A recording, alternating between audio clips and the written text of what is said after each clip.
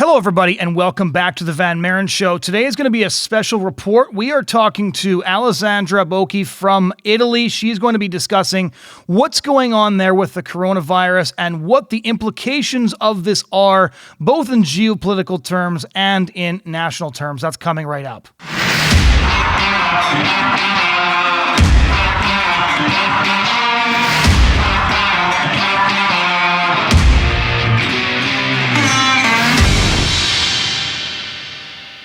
Hello, everyone. My name is Jonathan Van Maren, and welcome back to the Van Maren Show on LifeSiteNews.com. Today, we're going to be talking to somebody we've interviewed previously on this show. The last time we talked to Alessandra, we were taking a look at the Hong Kong protests, which she had witnessed in person and written about for First Things magazine. Alessandra is a freelance journalist. She's written in First Things. She's written in the Wall Street Journal, the American Spectator. She does a lot of really great work. She's in Italy right now, where she's been reporting on an almost hourly basis on what's going on with the spread of the coronavirus. And we got in touch with her there to find out what's going on and what we can learn from what she's seeing. So just to start off, where are you right now? I am in Rome at the moment. I am from Milan, Lombardy, where the crisis has had the largest impact. I found myself in Rome when the epidemic started, so I couldn't go back. And even though I would have a permit, it would be irresponsible of me, because we were all invited to stay in our places, wherever we are, to not risk spreading the virus. So I'm stuck in Rome in a way, and I have family and friends in Milan who are telling me what the situation is like there. It's much worse than here, but it risks becoming the same here. So what are you hearing from your friends and your family who are in the quarantine area? The whole country is in quarantine. It started just with Lombardy and Veneto and Emilia-Romagna, which are the regions most affected in the north.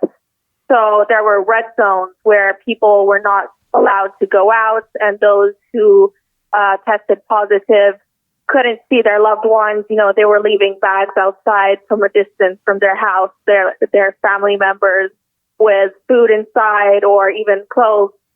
Like, they couldn't even come close to them. And it started that way. And then as the crisis and the epidemic worsened, then eventually the whole country went into lockdown. And so we are all in quarantine everywhere. We still have rising cases because, the effects of the measures we took are only there after, you can only see them after a few weeks. So a couple of questions on this. There's a lot of information flying around, and I think the amount of information from the number of different sources and also people's just fundamental distrust in media of one ideological stripe or the other, depending on where they're coming from, has led a lot of people to not know what's going on because they're overwhelmed with the amount of information and don't know what to believe. So what is the situation in Italy at the moment? The situation is very difficult, and there is a way to avoid becoming like we have, where we're in full lockdown and we can't even get out of our houses except for basic necessities, which means going to the pharmacy and going to the grocery store to buy food. That's it. And to avoid this scenario, but I fear that it's too late in the U.S. now, and you should go into lockdown as early as possible to avoid further infections from taking place. But we reached this point now, and what I'm trying to tell other countries is that, it's not just the U.S., but France and Germany, they had our same number of cases, but they're already acting too late. Like, we started taking action with red zones and quarantines in regions and communes when we had about 1,000 cases. Right. And you have more than 1,000 cases now in Spain and Germany and France. Many are not tested, so they're probably much higher than that. And the same in the U.S., and you don't have quarantines, and you still have some public events and you still have institutions that are open. So your situation is actually could be much worse than ours. We just don't know yet. I'm sorry to say. Yeah, but as far as the media goes, you should really listen to the experts who are talking about this. I know there's a lot of skepticism towards experts, but when it comes to medical experts, scientific experts, then you should listen to those opinions because they know what's best. And it's science. It's not something debatable. It's not something political. And it's a global pandemic, which has been announced by the World Health Organization. So, we didn't even know it was a pandemic when it started in our country. Mm-hmm. Yeah, one of the things I find difficult to wrap my head around is you see a lot of people saying the impact on people under the age of 60 is not that catastrophic, and so this is not that big of a deal. I find this that perspective to be quite repulsive. I have a lot of elderly family members. I have three elderly grandparents. My grandfather's 98 years old. In North America right now, there's actually a trending hashtag calling this the remove boomer virus, basically saying that this isn't going to be such a bad thing that all the older generation dies off. What has the impact of this been in Italy on the older population? So that's actually not true. 35% of the people who are in intensive care right now in Italy, which means they're fighting for their lives, are below 65 years of age. And 8 out of 100 are between 18 years old and 49 years old. So it's not true that it doesn't affect the younger population. But as you said, it's quite, an immoral argument to make in the first place, the idea that we should just not care about those who are 65 years of age or older and just let them die. But even if you have that perspective of, we're not willing to sacrifice our economy for the older population, but you're going to have your hospitals flooded with people who need assistance. So what do? You just let them die in their homes by themselves, or you give them the assistance and then you don't have place for other kinds of emergencies because you're not going to just have the coronavirus. The hospitals are there for all kinds of emergencies, that people need. So the argument makes no sense. Yeah, no, I would agree with you. One of the things I was wondering, because I know I've seen you're doing a lot of research on this, is what are some of the myths that are going around about the coronavirus? As you said, there's a lot of skepticism towards experts in the United States. There's a lot of people that are basically getting their information from their preferred news source, but on both sides, each source has its own sort of partisan agenda and how this news gets presented. So what are some of the myths that you, as sort of in some ways objective outside observer, would like to debunk? Well, the idea, but this is just a popular myth, that it's like the flu. We've heard this over and over again. Yes. Even the president of the United States said that at the beginning. Now it seems like he's changed his mind, thank God. But it's not just like the flu. It's much more contagious, first of all. And second of all, its impact is much more severe. This is not my opinion, but the ones of experts. And if you look at the data also, you can just see it. So that's the biggest myth. The problem with this virus specifically is just how contagious it is. It can survive on a surface. I mean, it's a new virus, so there's still ongoing studies. But according to the most recent studies from China, it can survive on a surface for up to 9 days, out of an organism. That's a really long time. Or 28 days if it's under 4 degrees Celsius. I'm not sure what that is in Fahrenheit. But you can make that calculation, or people listening can look it up. But it can survive a long time outside of an organism on a surface. So if somebody touches that surface and then touches their face or their eyes, it's just like that. It's that easy to spread. But it's not just through contact, like physical contact. It also survives in the air for about 10 to 30 minutes. So if somebody coughs on the street, the particles can survive for that long. And it can travel a distance of about 4.5 meters. So it's a really powerful virus, extremely contagious. And that's how it got to Wuhan, China, which was quarantined. And many countries across the world stopped flights from China, and it still got here. So that just says it all. So one of the things that I wanted to ask you, because you're in Italy right now, is not just what it's like in terms of policy and what the requirements are, but what is the mood like? What's it like to be in a country that's totally ground to a halt? Because this hasn't really happened in our era. We're roughly the same age. We've never seen something like this happen before. So what is the experience like? What does it look like right now on the streets? It's just really empty. I mean, I try to go out as little as I can to respect rules, because it's not just about you, but in fact, like, you don't know if you have the virus or not. The period of incubation is about 2 weeks. So that's why you need to stay at home. And actually in Wuhan, China, they separated families because 70 to 80% of the infections took place between families. So they had to, separate them, which is considered a cruel policy, but it's just necessary if you want to contain the virus and save lives. So we've all, the mood is just all of us staying in our homes. We Skype, we call each other, and in a way, it has strengthened our national sense of solidarity.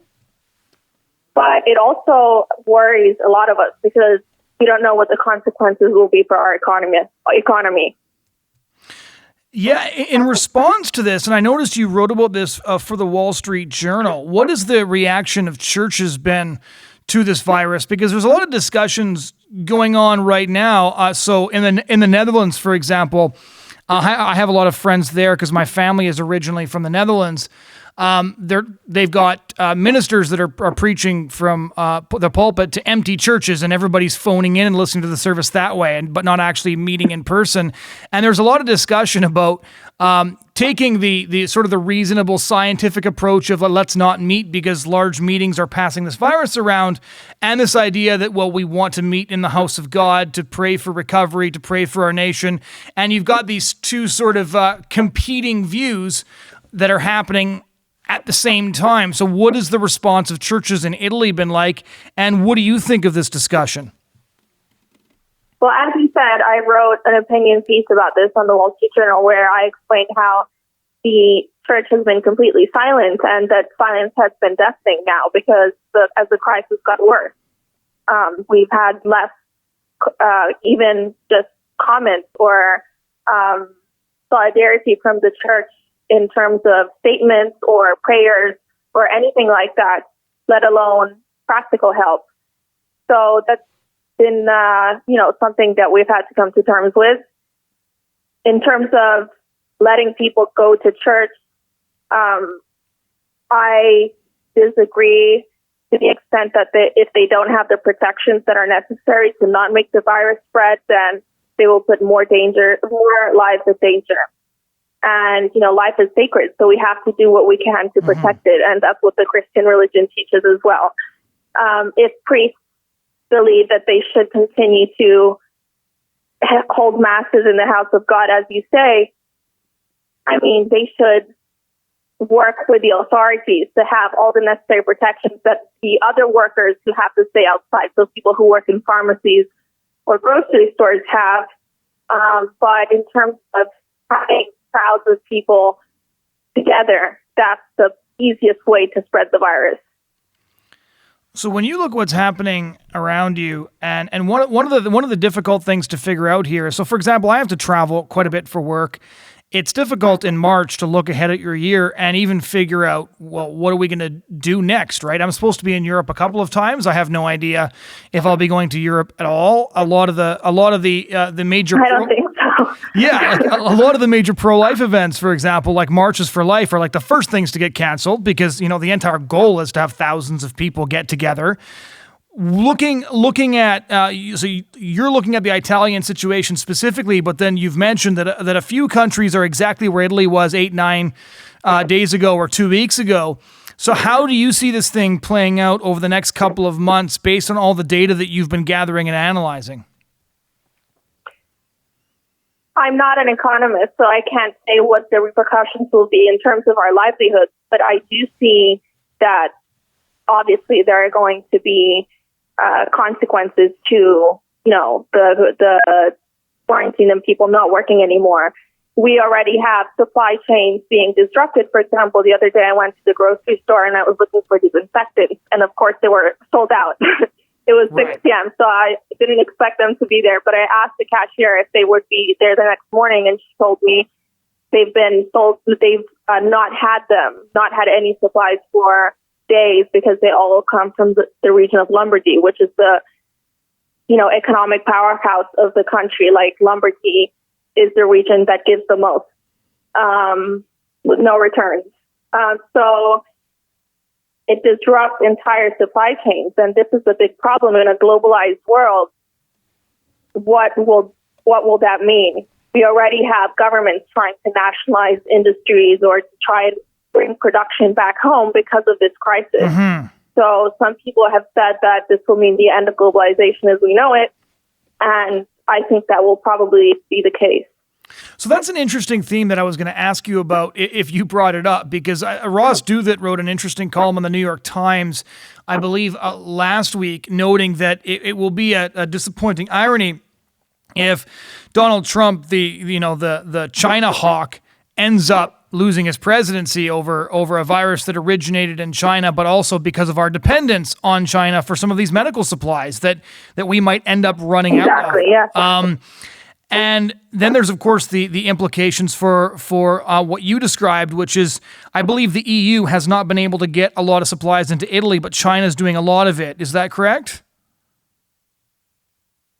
China has supposedly donated, but then there have been corrections saying that they're not donations, but they've been bought by the Italian government, and they're probably just loans.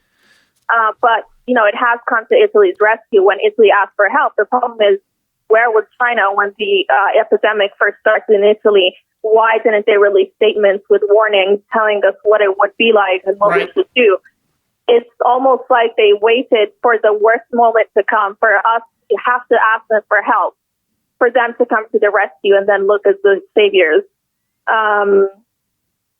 So that's the situation we're in. But unfortunately, a lot of politicians and a lot of the population sees China in a positive way now, and they see the EU and the U.S. as, allies who really betrayed them in the moments of need. So you do a lot of reporting and writing and analysis on issues like globalization, and I was wondering what your opinion was on what this tells us about our reliance on China, and then further to that, what your take is on how dangerous China can be, because I'm of the same mind as you that it looks like we're at least at very least learning what the limits of globalism and globalization are, and we're at the very minimum learning what the dangers of globalization are. But what are we learning about China as a rising superpower, and what the dangers or benefits of that are? Okay, so I think there are two questions there. In terms of globalization, I can give you just one example of a friend of mine who called me yesterday, and he showed me that he is now living in the countryside, and he has his own chickens, and he has his own, he has his own food that he grows, like his vegetables that he grows by himself, and that he feels secure. And that's not how I feel living in a major city, right, where I have to go to the grocery store every day. So that's how globalization is being put into question. Like literally people going from getting food from Israel or, South America at the grocery store to getting, eggs from their own chickens in their own farm. Right. So globalization to extreme localism. As for the second question on the dependence on China, we're seeing the results of that. We didn't really ask ourselves. We didn't obviously foresee a pandemic like this, but now China is trying to turn, its weakness into a source of strength and show it should be an example to the rest of the world on how to deal with the crisis. And we have to see, yes, what that will mean. So I guess one of the final questions I'll ask you, because I've interviewed a lot of different people on this show. I know a lot of people. I've done a lot of research on this myself, on the idea of localism as a response to a lot of these things. Do you think that is a good thing or a bad thing in terms of and nationalism is the wrong word in this instance. It's more, I think, self-reliance and extreme localism, as you put it, that fits the bill. So, like, we can leave the nationalist word out of it with all of the baggage that it brings. Do you think it's a good thing for people to become more self-reliant and start to turn to themselves, but also their families and their neighbors to figure out how to best basically ensure that they can live through something like this and not have to worry about getting what they need from elsewhere? Yes, absolutely. We're seeing, the benefits of localism, and we wish we had more localism right now. We wish we weren't relying on China for support for masks and equipment, and as the United States, I believe, wishes now that it didn't have to rely on China for it.